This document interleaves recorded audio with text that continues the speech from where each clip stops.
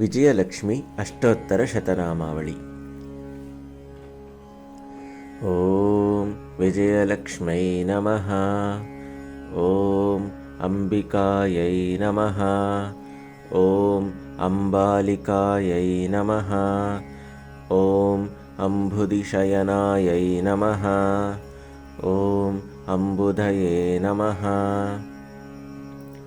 ॐ अन्तकघ्नै नमः। ॐ अन्तकर्त्रै नमः।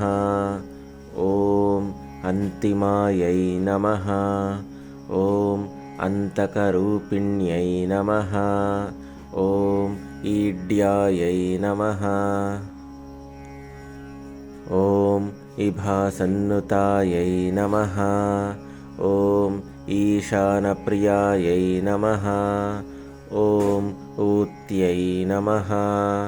ॐ उद्यद्भानुकोटिप्रभायै नमः। ॐ उदाराङ्गायै नमः। ॐ केलिपरायै नमः। ॐ कलहायै नमः। ॐ कान्तलोचनायै नमः। ॐ काञ्च्यै नमः। ॐ कनकधारायै नमः। ॐ कल्यै नमः। ॐ कनककुण्डलायै नमः। ॐ खड्गहस्तायै नमः। ॐ खट्वाङ्गवरधारिण्यै नमः। ॐ खेटहस्तायै नमः। ॐ गन्धप्रियायै नमः। ॐ गोपसख्यै नमः। ॐ गारुड्यै नमः। ॐ गत्यै नमः। ॐ गोहितायै नमः। ॐ गोप्यायै नमः। ॐ चिदात्मिकायै नमः। ॐ चतुर्वर्गफलप्रदायै नमः। ॐ चतुराकृत्यै नमः। ॐ चकोराक्ष्यै नमः। ॐ चारुहासायै नमः।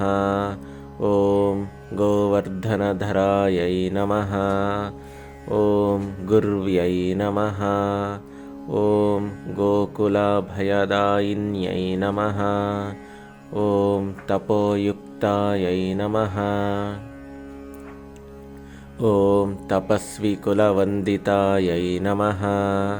ॐ तापहारिण्यै नमः। ॐ तार्क्ष्यमात्र्यै नमः। ॐ जयायै नमः। ॐ जप्यायै नमः।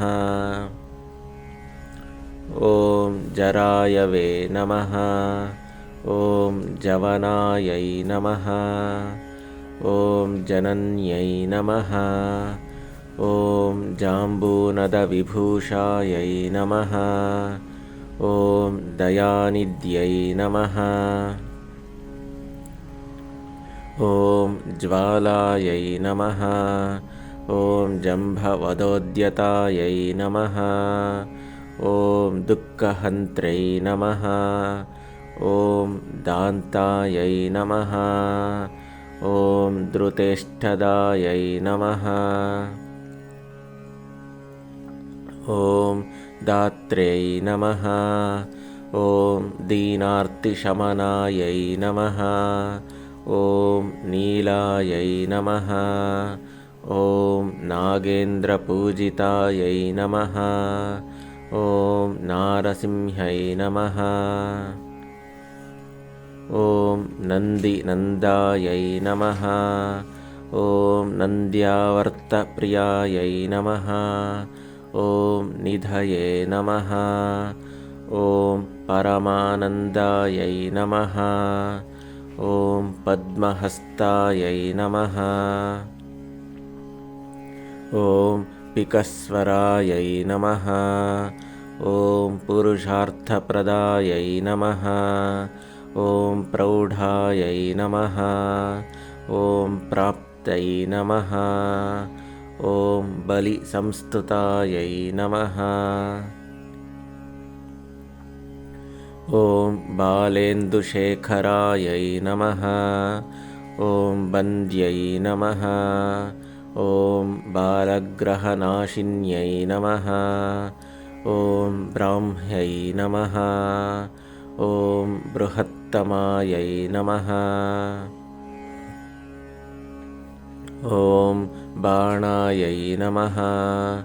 ॐ ब्राह्मण्यै नमः।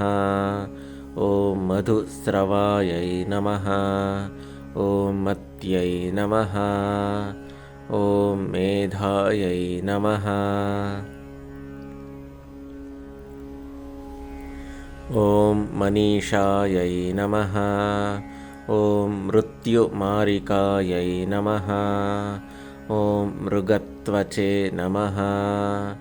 ॐ योगीजनप्रियायै नमः। ॐ योगाङ्गध्यानशीलायै नमः। ॐ यज्ञभुवे नमः। ॐ यज्ञवर्धिन्यै नमः। ॐ राकायै नमः। ॐ राकेन्दुवदनायै नमः। ॐ रम्यायै नमः। ॐ रणितनूपुरायै नमः। ॐ रक्षोघ्नै नमः। ॐ रतिदात्र्यै नमः। ॐ लतायै नमः। ॐ लीलायै नमः। ॐ लीलानरवपुषे नमः। ॐ लोलायै नमः। ॐ क्लीं ॐ वरेण्यायै नमः। ॐ वसुधायै नमः। ॐ वीरायै नमः। ॐ वरिष्ठायै नमः। ॐ शान्तकुम्भमयै नमः। ॐ शक्त्यै नमः। ॐ शाम्यायै नमः। ॐ शीलवत्यै नमः। ॐ शिवायै नमः। ॐ होरायै नमः। ॐ हयगायै नमः। इति श्री विजयलक्ष्मी अष्टोत्तरशतनामावळि सम्पूर्णम्।